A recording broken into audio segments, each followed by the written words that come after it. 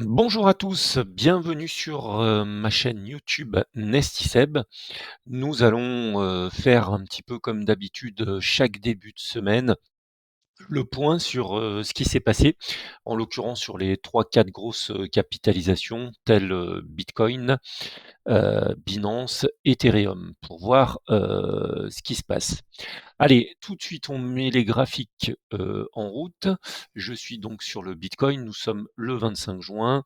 Aujourd'hui, plus 1,53% et je suis en mensuel. Donc chaque bougie fait un mois. Donc très clairement, au niveau du Bitcoin mensuel, nous sommes dans une phase 3 de continuation haussière, d'accord? Donc phase 3 de continuation haussière en mensuel. Ça veut dire que sur le long terme, c'est toujours très haussier. On le voit tout de suite avec l'accélération là en vert, d'accord? Et on a toujours ces 69-70 000 qui sont très très difficiles à passer. Et allez, on va dire qu'il reste 4-5 jours sur le mois de mai, le mois de juin, pardon. Et je pense qu'il y a des chances que nous terminons sur une bougie rouge. Mais cette bougie, encore une fois, n'est pas du tout une catastrophe. Elle est un petit peu dans la lignée des 3 ou 4 dernières bougies. D'accord, avec un plus bas aux alentours de 56-57 000 le mois dernier, et là 58.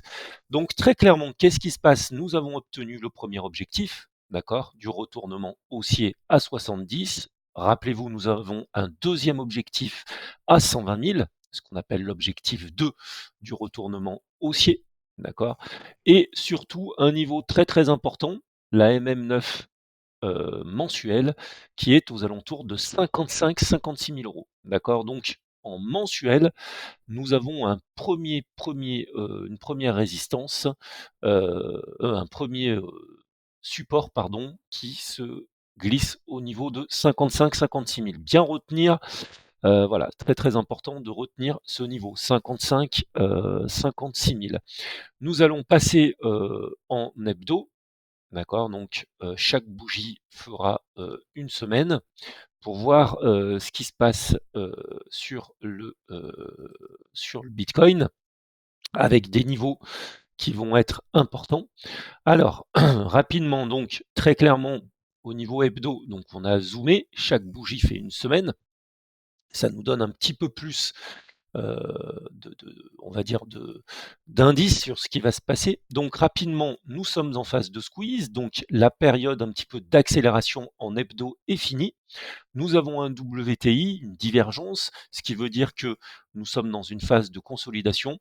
Et aux alentours de 53-54 000, nous avons là cette bande de Bollinger, d'accord, qui peut faire office de résistance avec la MM50 hebdo aux alentours de 51-52 000. J'ai pas dit que ça allait là-dessus, mais en tout cas, la MM9 et la MM20 hebdo, pour l'instant, je dis bien, et voilà, est en train de casser. Ce qui va être très très important là, c'est vraiment les prochaines semaines, savoir si à 53-54 000 ça tient et comment on va passer les 74 000. Là, on voit qu'on n'y est pas arrivé.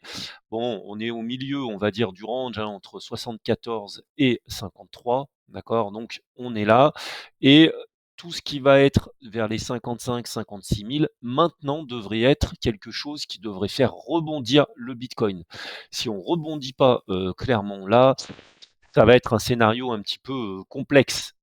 Complexe, pas sur le long terme, puisque les investisseurs sur le long terme, ce n'est pas grave, mais effectivement, ceux qui ont peut-être pris des positions longues aux alentours de 59-60 000, ça peut être compliqué si on redescend aux alentours des 51-52 000. Ils risquent d'être liquidés, surtout des gens qui prennent un long avec effet de levier. Mais clairement, ce que je vois sur le graphique, il faut être très clair maintenant, c'est la deuxième bougie hebdo, d'accord. Donc on est en phase bleue. Et la phase bleue, ça veut dire que c'est une phase de squeeze, une phase de range, où on peut accumuler des positions dans la bande basse. D'accord. Donc la bande basse, elle est très clairement entre 50 et 52, 53 000. Là, normalement, après, je devrais avoir mes bandes de Bollinger qui se mettent à plat, un petit peu à l'image d'ici, comme vous le voyez. D'accord. et après on peut avoir des signaux de retournement pour repartir sur, tout simplement sur le haut, voilà, sur le top, on va dire, hein, sur les 74-75 000 qui correspond au haut. Très, très intéressant aussi, c'est le spike que je parle souvent, d'accord? Pourquoi, je trouve ça très, très intéressant? Parce que le spike est allé chercher la MM200 journalière, d'accord? Donc là, le spike, c'est quoi? C'est une grande bougie, malheureusement baissière, hein, vous le voyez, elle fait quasiment 4 à 5 000 points et elle est venue taper ma MM200 hebdo et elle a rebondi, d'accord? Et aujourd'hui, nous avons ce que nous appelons un harami haussier qui est en cours de préparation. D'accord? On zoome une dernière fois en H4 pour voir un petit peu s'il y a des petits signaux de retournement.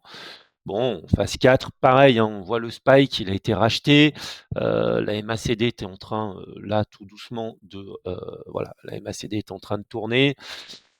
Voilà, c'est bon, j'ai envie de dire que bon, si 64 000 ça rebondissait pas, et ben maintenant, il faut que ça commence à rebondir, quoi. Bon, encore une fois, en H1, on a un scénario privilégié qui était si les 58 000 tapaient, qui correspond à même E200, eh bien, j'ai une divergence. Alors, j'ai pas une divergence, je crois que j'avais une divergence. C'est un retournement haussier qui est en train de se mettre avec une divergence au WTI. Donc c'est normal, hein, les 57-58 000, si vous avez acheté ce qu'on appelle la peur, buy a dip ici, eh bien tout simplement vous pouvez remonter. Eh bien c'est ce qui s'est passé. Eh bien on a eu le WTI plus là l'indice du retournement haussier, ça fait quand même deux choses pour aller chercher bien plus haut. D'accord? Voilà ce qu'on peut dire sur le Bitcoin. Le Bitcoin, c'est normal à la limite qu'il soit un petit peu dans une phase, de c'est normal, hein, qu'il soit dans une phase de comment dire? De consolidation. C'est logique. Il y a eu quand même une sacrée hausse, donc c'est normal que l'on aille chercher un petit peu plus bas, une phase de consolidation. Je le redis encore, en hebdo, on est en phase de squeeze, de range. Allez, on va voir l'ETH.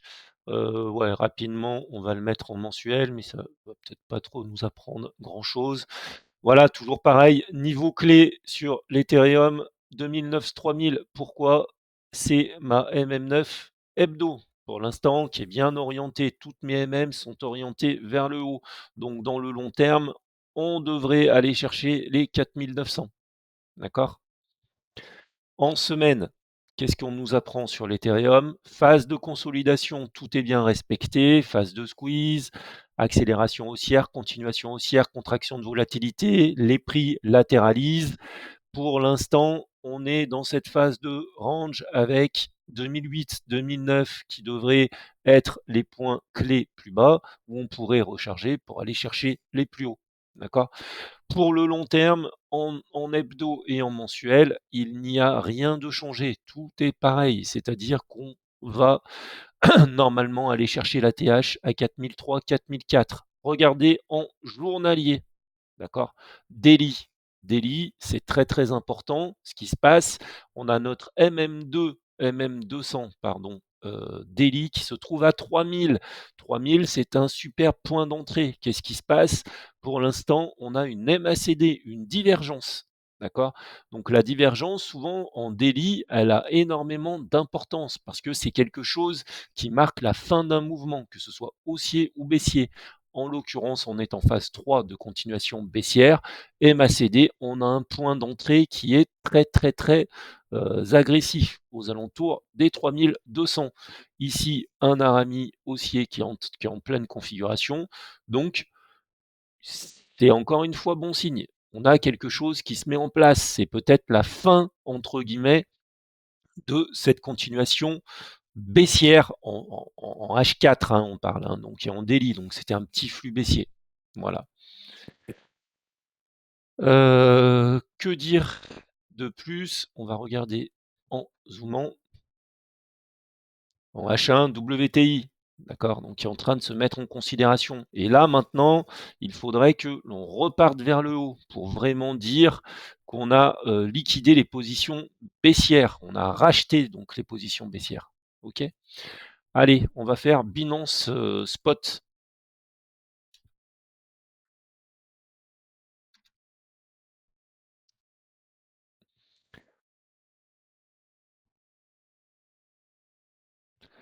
Allez, on va mettre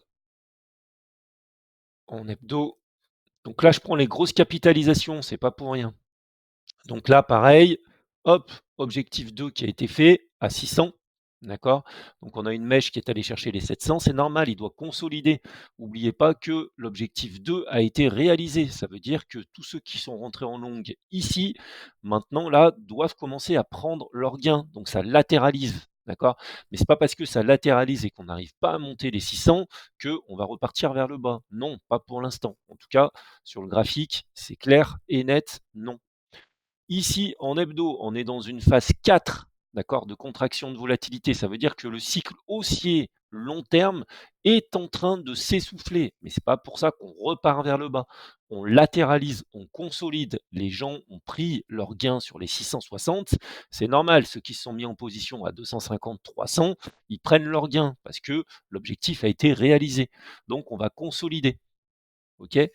Donc là, bonne nouvelle aussi, on a ce qu'on appelle peut-être un spike hebdo qui est en train de se mettre en place. D'accord? Cette bougie, ça s'appelle une bougie en marteau. Donc c'est une configuration peut-être pour retourner à la hausse. Donc à chaque fois qu'on touche les 538, c'est joli. Le niveau clé d'après, il est bien plus bas, à 438. Mais on ne sait pas, peut-être qu'on peut aller faire un tour un petit peu plus bas. Mais la MM20 hebdo, c'est un signe aux alentours de 540, c'est un signe à prendre en évidence. C'est un gros support. Allez, on regarde en daily. Attention, divergence aussi, position très très agressive de rentrée. Ici, bah, on est en direct, hein, aux alentours de 550, c'est quelque chose qui se travaille. Et un petit peu plus bas, à 482, on a notre MM200 daily. Donc niveau clé, maintenant, j'ai envie de dire aux alentours de 540, 550, plus le deuxième niveau de rentrée qui est 503. C'est une divergence à la stochastique. Donc pour l'instant, c'est plutôt, voilà, c'est plutôt bon signe. Je le redis encore. En H4, voilà, bon, rien de, voilà, rien d'étonnant, ça consolide. Et en H1, WTI, voilà. Attention, les grosses capitalisations telles Ethereum et Binance, on sent qu'il y a un signal de rentrée. D'accord? Il y a donc un signal de rentrée. Il n'y a que le Bitcoin qui, pour l'instant, je dis bien qui, pour l'instant, n'a encore pas donné de signe de retournement. Mais peut-être qu'on y est. On a eu la MM200 daily. D'accord? On a eu la MM200 daily, ce qui veut dire que clairement, on est peut-être dans une phase de début de retournement à la hausse pour les grosses capitalisations. Voilà, j'espère que tous les niveaux clés que je vous ai donnés vont vous aider un petit peu à vous placer. N'hésitez pas à vous abonner, n'hésitez pas à liker, n'hésitez pas à faire des commentaires. J'ai pris les 3 grosses capitalisations pour justement faire un point. Allez, je vous laisse et je vais refaire une vidéo sur les altcoins et je vous souhaite un bon après-midi. Merci.